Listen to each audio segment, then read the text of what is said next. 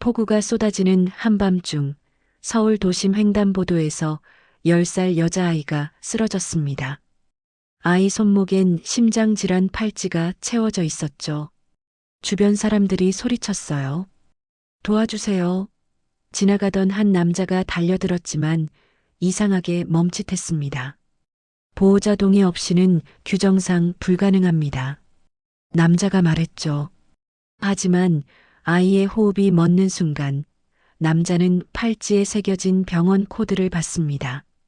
그리고 규정을 깨고 심폐소생술을 시작했어요. 응급실에 뛰어든 남자 앞에 한 여자가 나타났습니다. 택배 작업복, 무릎 보호대, 배송 스캐너를 든 초췌한 얼굴이었죠. 남자는 그 자리에서 얼어붙었어요. 여자는 남자를 보자 차갑게 말했습니다. 당신이 손댈 사람 아니에요. 대체 이들 사이엔 무슨 일이 있었던 걸까요? 이 놀라운 반전이 궁금하시다면 구독 버튼을 눌러주세요. 숨겨진 진실을 매일 전해드립니다. 자, 이제 시간을 10년 전으로 되돌려 보겠습니다. 10년 전 가을이었습니다. 서울중앙대학병원 흉부외과에 이준혁이라는 의사가 있었어요. 31살의 그는 병원에서 가장 촉망받는 의사였습니다. 수술 성공률이 놀라울 정도로 높았고 의료사고는 단 한 건도 없었죠. 동료들은 그를 완벽주의자라고 불렀습니다. 하지만 준혁에겐 한 가지 원칙이 있었어요. 보호자 서명 없이는 절대 수술실에 들어가지 않는다는 것. 퇴근 후 준혁은 작은 아파트로 돌아왔습니다. 현관문을 열자 아내 수민이 저녁을 준비하고 있었어요. 결혼 3년 차 두 사람은 여전히 다정했죠. 여보, 오늘 수술 어땠어요? 수민이 물었습니다. 성공했어. 환자분 내일이면 깨어날 거야. 준혁이 피곤한 얼굴로 미소 지었어요. 수민은 미술치료사 자격증을 준비하며 그림을 그렸고 준혁은 그런 아내를 응원했습니다. 우리도 곧 아빠 엄마 될 수 있겠죠? 수민이 수줍게 물었어요. 그럼 당연하지. 두 사람은 아이 이야기를 나누며 행복해했습니다. 하지만 몇 주 후 준혁은 병원 검진 결과를 받게 됩니다. 담당 의사가 진지한 얼굴로 진단서를 내밀었어요. 이 선생님, 검사 결과가 나왔는데요. 조금 심각합니다. 준혁은 진단서를 받아들었습니다. 무정자증이라는 세 글자가 눈에 들어왔죠. 무슨 말씀이세요? 준혁의 손이 떨렸어요. 평생 자녀를 가질 수 없습니다. 치료 방법도 없고요. 의사의 말에 준혁은 그 자리에 얼어붙었습니다. 그날 밤 준혁은 집에 돌아가지 못하고 병원 옥상에 홀로 서 있었어요. 차가운 가을바람이 불었죠. 그는 무의식적으로 귀를 만지작거렸습니다. 어릴 때부터 긴장하면 나오는 버릇이었어요. 수민에게 어떻게 말하지? 아이를 원하던 아내에게 자신은 이제 무엇이란 말인가? 준혁은 그날 밤 아무 말도 하지 못한 채 집으로 돌아갔습니다. 그로부터 일주일 후 수민은 병원에서 검사를 받았습니다. 축하드립니다. 임신 6주 차세요.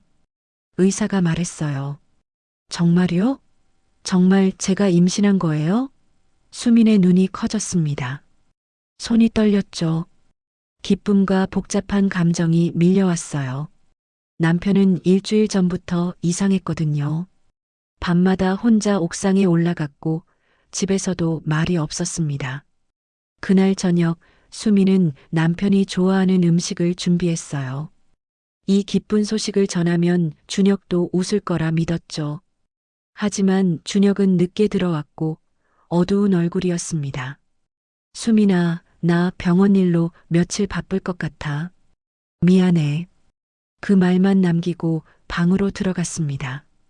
다음 날 아침 수민은 준혁이 출근한 후 혼자 남았어요. 휴대폰을 보니 음성 메시지가 도착해 있었습니다. 발신자는 준혁이었죠. 수민은 설레며 재생 버튼을 눌렀습니다. 아이 필요 없어. 없애. 짧은 음성이었지만 분명 준혁의 목소리였어요. 차갑고 단호한 어조였죠. 아니야, 이럴 리 없어. 우리 아이인데. 수미는 주저앉았습니다. 하지만 다시 들어봐도 남편의 목소리였어요. 휴대폰이 손에서 떨어졌습니다. 눈물이 쏟아졌지만 소리내어 울 수도 없었습니다. 수미는 그날 밤 짐을 쌌습니다. 옷가지 몇 벌과 그림 도구만 가방에 넣었어요. 혼자서 중얼거렸죠. 혼자서도 나을 수 있어. 이 아이는 내가 지킬 거야. 식탁 위에 이혼 동의서만 남겨두었습니다. 준혁이 집에 돌아왔을 때 수미는 이미 사라진 뒤였습니다. 준혁은 빈집을 보며 무릎을 꿇었습니다. 왜 아무 말도 없이 떠난 거야? 그는 아내가 자신의 불임을 견디지 못하고 떠났다고 믿었어요. 그날 밤 준혁은 또다시 귀를 만지작거리며 홀로 앉아 있었습니다. 두 사람은 각자 완전히 다른 진실을 믿으며 10년이라는 긴 시간을 떨어져 살게 됩니다. 10년이 흘렀습니다. 응급실 복도에서 준혁은 수민을 마주했어요.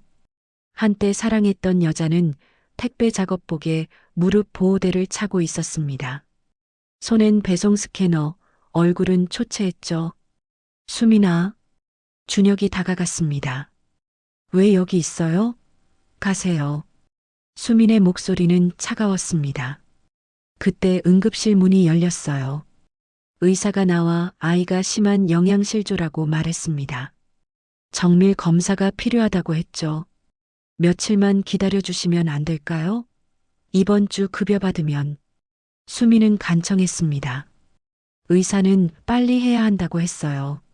제가 부담하겠습니다. 검사 진행해 주세요. 준혁이 끼어들었습니다. 당신이 왜요? 필요 없어요. 수민이 쏘아봤지만 의사는 이미 검사 지시를 내렸습니다. 복도 벤치에 10살쯤 되는 소년이 앉아 있었어요. 낡은 옷을 입고 있었지만 눈빛은 또렷했죠. 아저씨가 우리 하은이 살려준 거예요? 소년이 물었습니다. 하은이가 내 동생이니? 네, 쌍둥이에요. 저는 준서고요. 검사 결과가 나왔습니다. 준혁은 의사와 복도 끝에서 이야기를 나눴어요. 하은은 선천성 심장병으로 1년 내 심장 이식이 필요하다고 했습니다. 그런데 문제가 있다고 했죠. 이식 대기 리스트에 올라 있지만 계속 밀리고 있다는 거였어요. 이유는 의사도 모른다고 했습니다. 준혁은 알아챘습니다. 이건 의료가 아니라 배정의 문제였어요. 수민이 절망 속에서 말했습니다. 하루에 200개 넘는 배송을 돌아도 한 달 버는 돈은 250만 원이라고 했어요. 병원비와는 숫자가 다르다고 했죠. 그리고 덧붙였습니다. 전 매일 번호대로 살아요.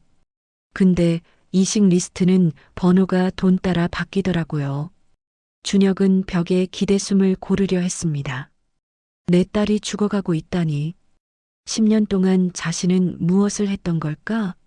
주먹을 쥔 손이 떨렸어요. 다음 날 준혁은 하은의 검사 결과를 보다가 손을 멈췄습니다. 희귀 항원 표기가 눈에 들어왔어요. 가족력 없이는 거의 나오지 않는 조합이었죠. 이 항원 조합이 어떻게? 자신의 검사 기록과 비교했어요. 일치했습니다. 심장이 뛰기 시작했죠. 준서의 혈액형도 확인했습니다. 준혁과 똑같은 희귀 혈액형이었어요. 이건 우연이 아니야. 준혁은 확신했어요. 준혁은 수민을 찾아갔어요. 병실 복도에서 수민이 벽에 기대 서 있었습니다. 하은 출생 전후 기록 남아 있어? 준혁이 물었어요. 수민은 준혁을 쏘아봤죠. 친자 확인이 필요하면 해요. 대신 조건이 있어요. 뭔데? 하은 치료부터? 지금. 수민의 목소리가 떨렸어요. 알았어. 준혁은 고개를 끄덕였습니다. 처음으로 조건을 받아들이는 순간이었어요. 그날 밤 준혁은 이식센터 기록을 뒤졌습니다. 하은의 순번이 계속 밀린 이유를 찾으려 했죠. VIP 환자 명단이 눈에 들어왔어요. 재벌가 아이들이 리스트 등록 후 사흘 만에 배정받은 기록들이었습니다. 기부금 납입과 정확히 일치했죠. 다음 날 응급실에서 준혁은 그 현장을 목격했어요. VIP 환자가 들어왔고 코디네이터가 황급히 리스트를 수정했습니다. 지금 뭐 하는 겁니까? 순서를 바꾸는 건가요? 준혁이 다가갔어요. 위에서 지시가 내려왔습니다. 어쩔 수 없습니다. 코디네이터가 고개를 숙였죠. 준혁은 화면을 봤어요. 하은의 순번이 또 밀려나 있었습니다. 이건 뭡니까? 이게 의료입니까? 준혁이 목소리를 높였어요. 이건 의료가 아니라 거래였습니다. 내 딸의 심장이 돈으로 팔리고 있었던 거예요. 주먹을 쥔 준혁 앞에 여자가 나타났습니다. 한지우, 병원 이사이자 준혁의 약혼녀였어요. 준혁 씨, 잠깐 얘기 좀 해요. 지우가 조용히 말했습니다. 준혁은 한지우를 따라 빈 회의실로 들어갔습니다. 지우는 문을 닫고 조용히 말했어요. 하은의 배정이 계속 밀리는 걸 안다고 했습니다. 그럼 왜 가만히 있습니까? 준혁이 물었죠. 지우는 고개를 떨궜습니다. 아버지가 이식센터를 움직이고 있다고 고백했어요. 자신은 그냥 모르는 척했다고 했죠. 하지만 오늘 하은 양 차트를 봤어요. 이젠 못 보겠더라고요. 지우의 목소리가 떨렸습니다. 그때 회의실 문이 열렸습니다. 정태수 이사가 들어왔어요. 나가봐, 지우야. 정태수가 차갑게 말했죠. 지우는 망설이다가 문을 나갔습니다. 준혁과 정태수만 남았어요. 이 선생, 분수를 알아야지. 정태수가 말했습니다. 10년 전에도 그랬고 지금도 규정 안에서만 살아야 한다고 했어요. 준혁의 주먹이 떨렸어요. 뭐라고요? 10년 전이 무슨 말입니까? 정태수는 비웃으며 하은의 배정이 취소됐다고 말했습니다. VIP 환자가 우선이라는 거였죠. 준혁은 벌떡 일어났습니다. 그럴 순 없어요. 하은이는 이미 6개월을 기다렸습니다. 정태수는 서류를 내밀었어요. 집도 정지 통보라고 했습니다. 무단으로 환자 기록에 접근했다는 이유였죠. 규정 위반이라는 거였어요. 준혁은 서류를 낚아챘습니다. 이게 뭡니까? 이건 조작 아닙니까? 정태수가 웃으며 CCTV 증거가 다 있다고 말했습니다. 준혁은 병원 복도를 걸었습니다. 집도 정지 통보를 손에 쥔 채였죠. 의사증이 무거웠어요. 그때 수민이 달려왔습니다. 하은이 배정이 취소됐냐고 물었어요. 어떻게 된 거냐며 목소리가 떨렸죠. 준혁은 대답할 수 없었습니다. 내가 지켜준다고 했잖아요. 근데 왜? 수민이 울먹였어요. 미안해. 내가 무력해서. 준혁은 고개를 떨구고 말했습니다. 수민은 돌아서며 말했어요. 역시 당신은 규정밖에 모르는 사람이에요. 그날 밤 준혁은 병원 주차장에 멍하니 서 있었습니다. 규정을 지켜온 10년이 무너지는 순간이었죠. 그때 한지우가 나타났습니다. 손엔 USB가 들려 있었어요. 이거 받아요. 지우가 떨리는 손으로 건넸습니다. 뭡니까? 이게 증거예요. 아버지가 10년간 한 일들. 지우의 목소리가 떨렸어요. 준혁은 USB를 받아들었습니다. 왜 이걸 내게? 지우가 고개를 들었어요. 오늘 하은 양 차트를 보고 결심했어요. 더는 공범이 될 순 없다고. 당신 아버지잖아요. 아버지를 고발하는 건데. 알아요. 지우가 눈물을 흘렸습니다. 하지만 이대로는 못 살겠어요. 매일 밤 아이들 얼굴이 보여요. 준혁은 집으로 돌아가 USB를 열었습니다. 파일들이 쏟아졌어요. 10년 전 자신의 진료 기록이 있었습니다. 원본 검사 결과는 정상이었어요. 하지만 최종 진단서엔 무정자증이라고 적혀 있었죠. 수정자는 정태수였어요. 다음 파일엔 음성 편집 흔적이 선명했습니다. 아이 필요 없어. 없애. 이 음성은 조각조각 잘라붙인 거였어요. 준혁의 손이 떨렸습니다. 내가 아이를 버린 게 아니었어. 정태수가 빼앗아 간 거였어. 더 깊이 파일을 뒤졌습니다. 10년간의 이식 배정 조작 기록이 나왔어요. 기부금 입금과 배정 변경이 정확히 일치했습니다. 수백 명의 환자가 밀려났고 그중 몇몇은 끝내 심장을 받지 못하고 세상을 떠났어요. 준혁은 화면을 보며 주먹을 쥐었습니다. 이건 의료가 아니라 살인이었어요. 준혁은 수민에게 전화를 걸었습니다. 만나야 해. 보여줄 게 있어. 수민은 차갑게 대답했어요. 이제 와서 무슨 말을 하려고요? 진실이야. 10년 전 진실. 준혁의 목소리가 떨렸습니다. 수민은 잠시 침묵하다가 말했어요. 내일 아침 하은 병실 앞에서요. 다음 날 아침 준혁은 수민에게 USB 파일을 보여줬습니다.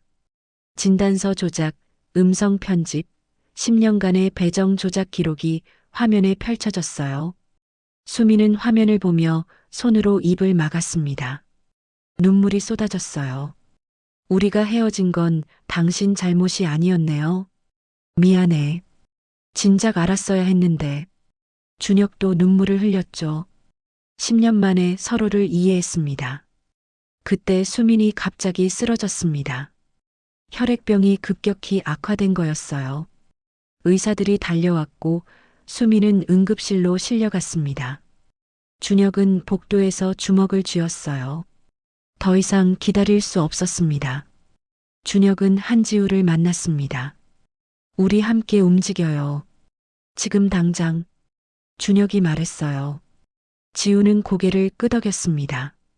전 이사회 로그와 기부금 파일을 가져왔어요. 당신은 의료인으로서 증언해 주세요. 둘은 수사기관으로 향했습니다. 사흘 후 병원에 강제 수사가 들어왔어요. 정태수는 이식센터 사무실에서 구속됐습니다. 10년간 쌓아온 권력이 무너지는 순간이었죠. 이식센터는 전면 재조사에 들어갔습니다. 그리고 취소됐던 하은의 배정이 돌아왔습니다. 이번엔 거래가 아니라 원래 순서대로였어요. 수술실 앞에서 준혁과 수민이 서 있었습니다. 하은이 수술대에 들어간 순간이었죠. 잘 될 거예요. 우리 딸이니까. 준혁이 수민의 손을 잡으며 말했어요. 이번엔 함께 할 수 있겠죠? 그럼요. 이번엔 절대 놓지 않을게요. 준서도 옆에서 두 사람의 손을 함께 잡았어요. 6시간 후 수술실 불이 꺼졌습니다. 의사가 나왔어요. 수술 성공했습니다. 준혁과 수민은 서로를 껴안고 울었습니다. 준서도 달려와 엄마 아빠를 안았죠. 10년 만에 가족이 다시 만났습니다. 이번엔 아무도 빼앗아 갈 수 없었어요. 1년이 흘렀습니다. 서울 강남의 한 사무실에 어린이 심장 이식 지원 재단이라는 간판이 걸려 있었어요. 준혁은 병원으로 돌아가지 않았습니다. 대신 이곳에서 공공기금 운영과 이식 배정 투명화 시스템 구축에 참여했죠. 벽엔 돕고 있는 아이들의 사진이 가득했습니다. 수민도 함께였어요. 택배 배송을 그만두고 재단의 현장 코디네이터로 일했습니다. 환자 가족들을 직접 만나 상담하고 지원하는 일이었죠. 이제는 아이들 살리는 일만 해요. 예전엔 짐을 나르며 시간에 쫓겼는데 이젠 생명을 나르는 기분이에요. 수민이 준혁에게 미소 지으며 말했습니다. 당신 덕분이에요. 아니, 우리 덕분이지. 준혁이 대답했어요. 하은은 건강하게 자라고 있었습니다. 학교에도 다니고 친구들과 뛰어놀 수 있었죠. 엄마, 오늘 체육 시간에 달리기 1등 했어요. 하은이 자랑스럽게 말했어요. 준서는 여동생을 지키는 오빠 역할을 톡톡히 했습니다. 수민도 준혁의 헌혈과 치료 덕분에 건강을 되찾았죠. 어느 날 오후 준혁은 하은을 데리고 재단 사무실에 왔습니다.